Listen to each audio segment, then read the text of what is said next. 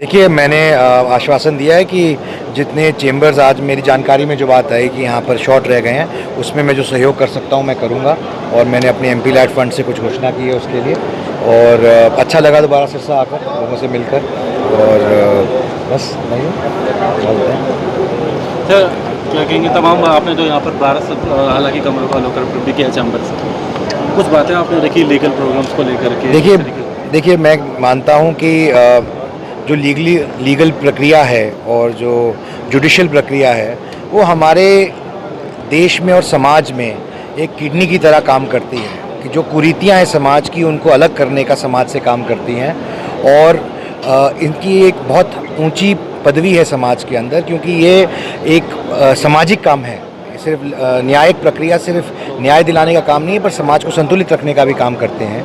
तो उसके लिए मैंने कहा कि लीगल कम्युनिटी बधाई का पात्र है। और जिस तरह से मुझे भी हाल में भी काफ़ी बार एसोसिएशन से काम करने का मौका मिला और जिस तरह से उनके साथ बातचीत हुई, तो जो समस्या मेरे संज्ञान में आई है, जहाँ मेरा अधिकार क्षेत्र है, मैं पूरी कोशिश करूँगा कि मैं उनकी मदद कर सकूँ उसके लिए। आपने घोषणाएं भी की गई हैं सर, आपने भी जी, मैंने घोषणा अभी की है। मैंने अभी बताया कि जो चेंबर्स के लिए मैंने घोषणा की है यहाँ पर, वो मैंने अपनी तरफ से की है। 11 लाख रुपए की घोषणा की है। सर, जिस पूरे देश में केंद्र सरकार चल रही है पिछले 8 सालों से और हरियाणा में 7 सालों से चल रही है, तो किस तरह देखते हैं, किस तरह काम करते हैं? देखिए, हमारे को एक अगर देश में बात करें और प्रदेश में, तो हमारे को सौभाग्य है कि माननीय प्रधानमंत्री श्री नरेंद्र मोदी जी के कौशल नेतृत्व में का देश आगे बढ़ रहा है और काफ़ी ऐसी नए आयाम प्राप्त कर रहा है देश, जिनको हमारे को ऐसा सौभाग्य नहीं था। मैंने उस बात का वर्णन किया कि आज़ादी के 75वीं वर्षगांठ के इस महीने के अंदर हमारे को जिस तरह का एक अनुभव करने को मिला, ये उसी का एक प्रतीक है। दूसरी तरफ प्रदेश में भी हमारे को एक साफ छवि के मुख्यमंत्री श्री मनोहर लाल जी के नेतृत्व में काम करने का मौका मिल रहा है और प्रदेश आगे बढ़ रहा है। हमारे को मैं इस मंच से भी उनका धन्यवाद करना चाहता हूं कि उन्होंने मेरी भी मदद की राज्यसभा में आने के लिए। मैं बाकी सबों का भी धन्यवाद करना चाहता हूं, पूरे चौटाला परिवार का, दुष्यंत चौटाला जी का, नैना चौटाला जी का, अभय चौटाला जी का, जिन्होंने अपनी कीमती वोट मुझे दी, रंजीत चौटाला जी का।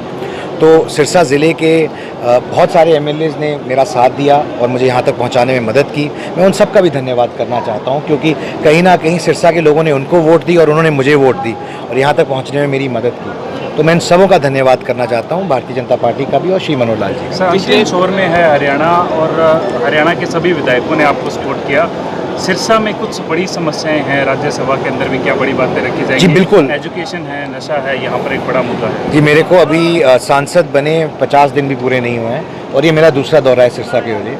मैं इसके बाद आज यहाँ से फतेहाबाद जा रहा हूँ और मेरी उम्मीद रहेगी कि मैं लोगों के लिए ज़्यादा से ज़्यादा काम कर सकूँ और सिरसा ज़िले के लिए भी, पूरे हरियाणा के लिए भी, और बात उठा के रख सकूँ उनके लिए राज्यसभा सांसद के तौर पर, संसद के पटल से भी और स्टेट गवर्नमेंट के। पिछले कई दिनों से एक बर्निंग इशू छाया हुआ है कि चंडीगढ़ यूनिवर्सिटी के जैसे मामला है कि लड़कियों का एक एमएमएस जो है वो देखिए, दुर्भाग्यपूर्ण बात है। मैंने अपने सोशल मीडिया से भी ट्वीट किया था और फेसबुक पे कमेंट किया था कि हमारी भी बहन बेटियां हैं और हमें भी चीज़ों का संज्ञान रखना चाहिए कि हमारे को बहन बेटियों की तरह ही इस मैटर को ट्रीट करना चाहिए। और मैंने ये भी किया था कि लोग इस ऐसे मैसेज को फॉरवर्ड ना करें। पहली बात तो है कि ऐसे दुर्घटना नहीं होनी चाहिए, जो भी उसके संचालक है उनको इस बात का ध्यान रखना चाहिए। लेकिन अगर मान लीजिए ऐसी घटना होती है तो समाज के प्रति हमारा भी एक दायित्व बनता है कि हम बहन बेटियों का इज्जत का मान रखें और अपनी तरफ से जो चीज़ हो सके उसको रोकने का काम। एक अंतिम सवाल पूछूंगा, जिस तरह की सोनाली गार्ड की हत्या हुई, काफ़ी खुलासे हो रहे हैं, सीबीआई जांच भी रेफर हो गई है, सीबीआई जांच पूरी तरह से इन्वेस्टिगेशन भी कर रही है, तो किस तरह लगते हैं पूरे एपिसोड को लेकर आप? देखिए, अब तो खैर ये जांच सीबीआई को सौंप दी गई है, तो जो मांग आ रही थी सीबीआई को, मेरे को लगता है उचित मांग थी और सीबीआई को जांच करनी चाहिए थी और जल्दी तक सामने आ जाएंगे जो भी फैक्ट्स हैं। अब उसी के बाद फैसला, कुछ कहा न जाना उचित रहेगा इसके ऊपर।